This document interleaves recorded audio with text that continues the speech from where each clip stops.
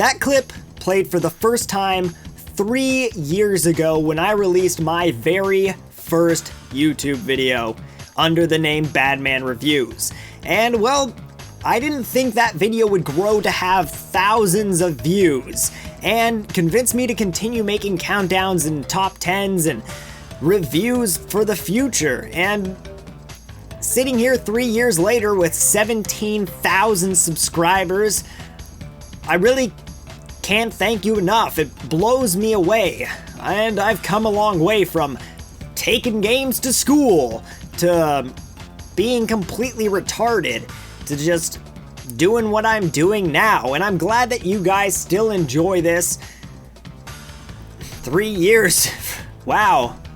I want to thank you all so much, and in honor of being on YouTube and growing like this for 3 years now, I want to recreate the first video I ever made, my top 10 favorite games of all time. And there's only one rule for this list, only one game per genre. And a ton of nostalgia. So, let's hop straight into this list and see what's changed in 3 years. Number 10! Let's go! Starting off, we have Kingdom Hearts 2, which in my original video was beat out by Kingdom Hearts 1. But after replaying them, I really enjoyed the mechanics and upgraded gameplay in the second game much more than the first game. Plus, a lot of the worlds in the second game are much more enjoyable, like Port Royal, the Pride Lands, Tron, the Land of Dragons, and a much better version of Nightmare Before Christmas. The story is also a bit weirder, which I have found myself enjoying more and more as I replay it, allowing me to really look into the crazy story behind Kingdom Hearts. It's a much better game than the first one in my opinion that I find myself going back to more often than the first one. Plus, playing this game again is really getting me excited for the release of Kingdom Hearts 3, which will hopefully find its way onto this list somewhere in the future. But till then, I'm just going to kill some Heartless and befriend some Disney characters. Like Darth Vader. Number 9. Let's go! And another game on this list I decided to upgrade to its sequel. While my love and nostalgia for Paper Mario is great with fond memories of the Koopa Bros and finally beating that stupid Cloud boss after months of raging, it was hard for me to say Thousand Year Door beats it, but when it came down to it, how could I not? Thousand Year Door is such a perfect game that it expanded on everything the first Paper Mario did, but better. A new world to explore, new partners with great backstories, plenty of awesome storylines from solving a train mission to my favorite story that has you wrestling your way up a ladder to win the champion's belt.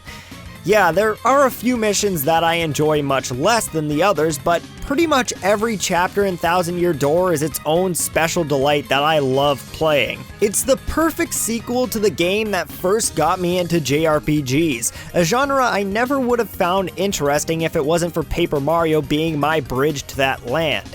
Sadly, Paper Mario has lost its touch in the past years, giving us decent games on the Wii and a horrible piece of trash on the 3DS.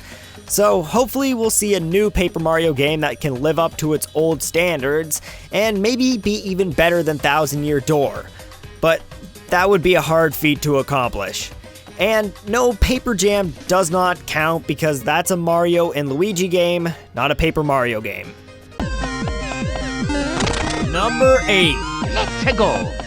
Mario Kart 64 is on this list specifically for nostalgic reasons only, seeing as it's one of the most early gaming memories I can remember.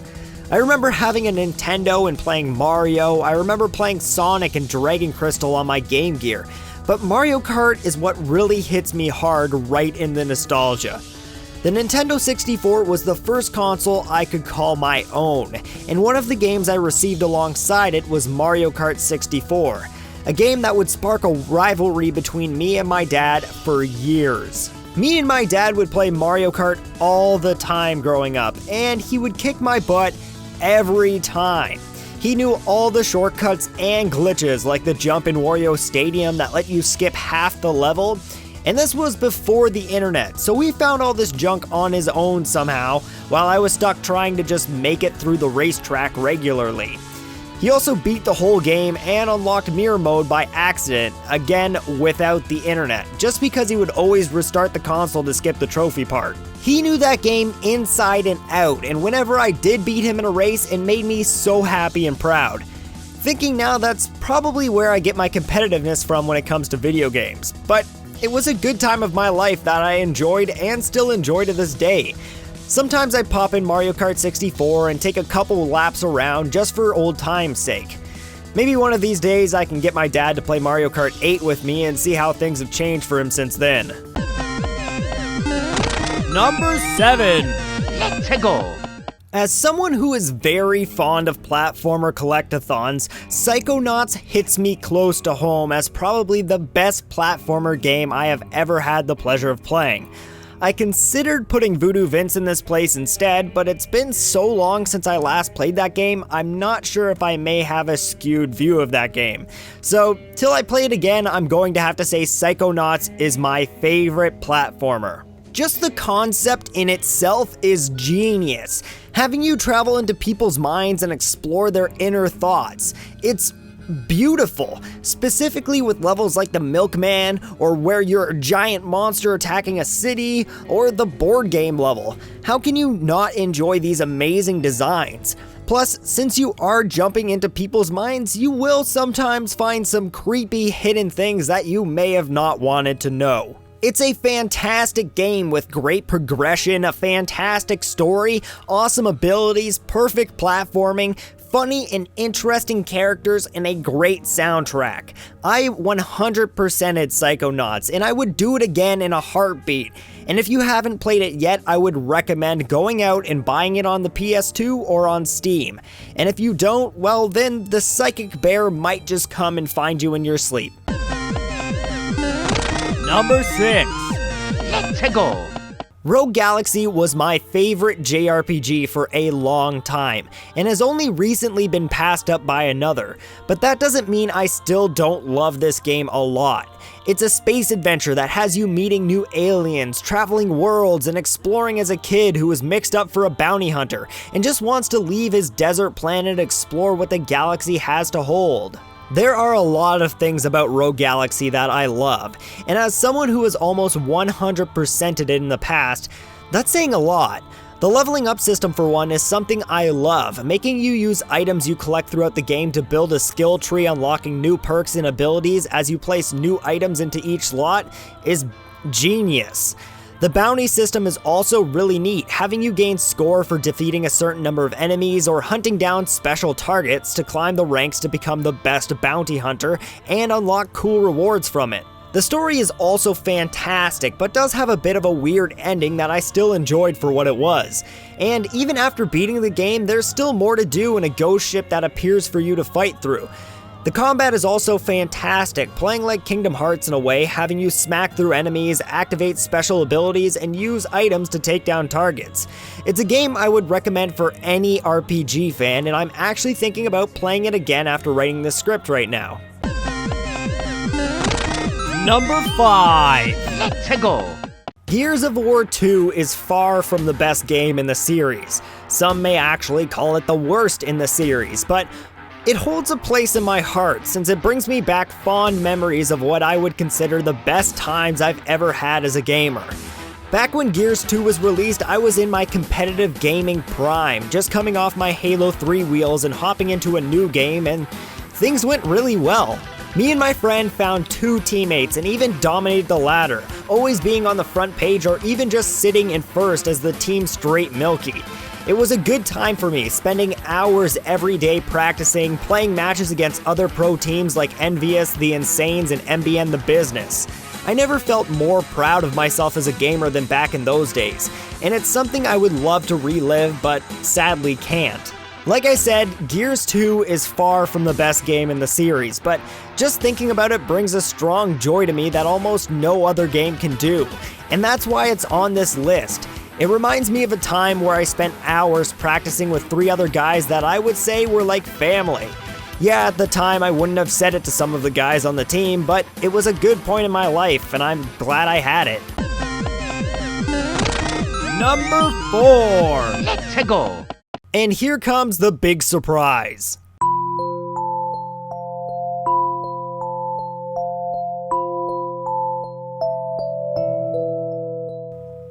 Yes, Majora's Mask has moved back to number 4.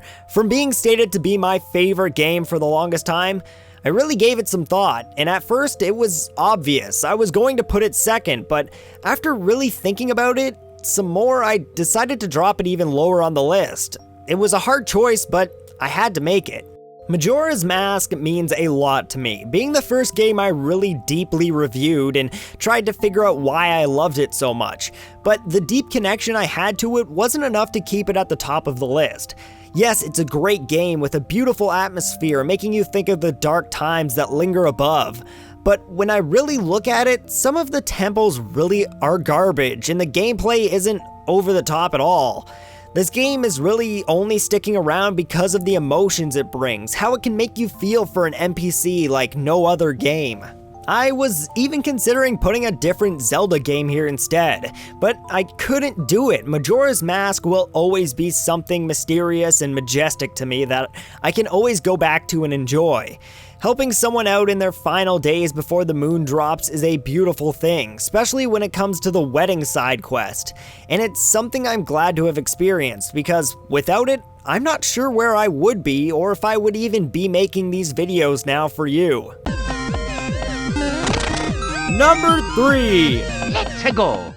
Xenoblade Chronicles X, the only recent game to be on this list, and it's really earned its spot. I recently beat the main story of this game and have started working on the end game content, and to say that Xenoblade X is everything I wanted it to be would be an understatement. The game gave me everything I wanted and more than I could have ever imagined, with a beautiful world to explore, thousands of side quests that actually mean something, seeing as some quests can bring new people to the city, add new shops or buildings to the city, or even to the planet itself. I think there's only one real gripe I have with the game, and that's the fact that it leaves a few questions that are risen with no explanation. And it's obvious that this is done to leave room for the sequel, which I really hope will get made, but who knows, at this point the Xeno series doesn't have the best track record. As of late though, Xenoblade is one of the most expansive and beautiful games I have ever experienced, and I would love to see more games like this come into existence in the future. Number 2. Let's go. To be truthful, I don't know why, but Shadow of the Colossus is a game I just keep going back to over and over and over again. A giant world that's empty, but at the same time still fun to explore, and giant walking puzzles for you to literally defeat.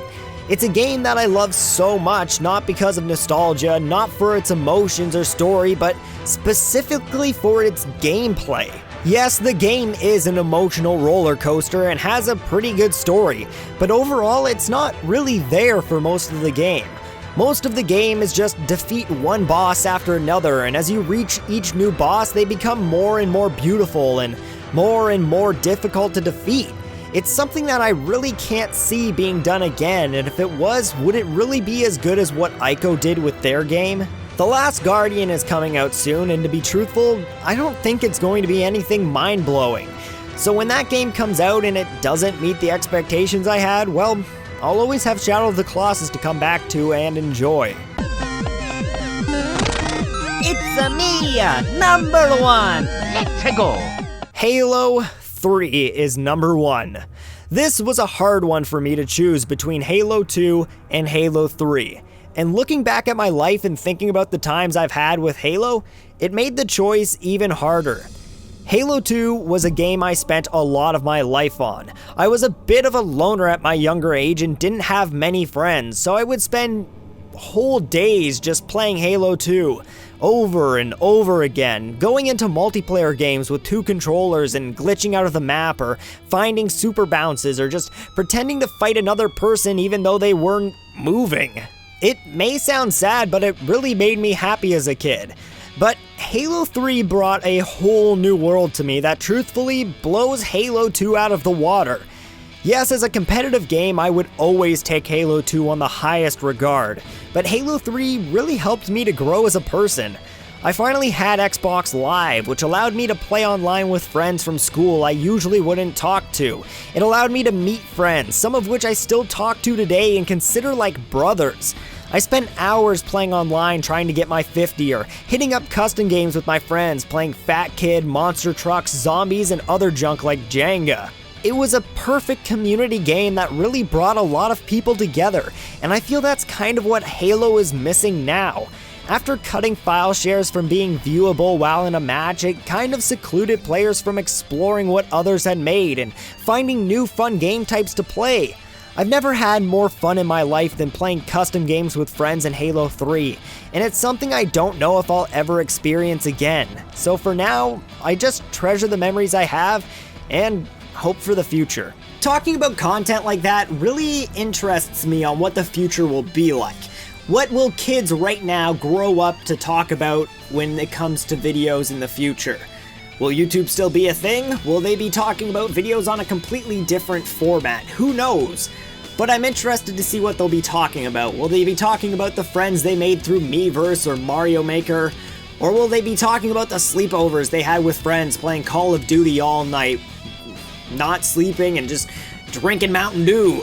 I don't know. I'm interested. But I'm also interested in what some of your favorite games of all time are. So post them in the comments below. Don't forget to like and share the video around on Facebook and Twitter. And, well, thank you all for 3 amazing years. Without you guys, I wouldn't be here doing videos, and it's so awesome. I love you all so much for that. I'm Badman, and I take games to school.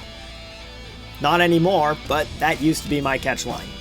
Now it's, thanks all for watching, and until next time, I'll see you in the next video.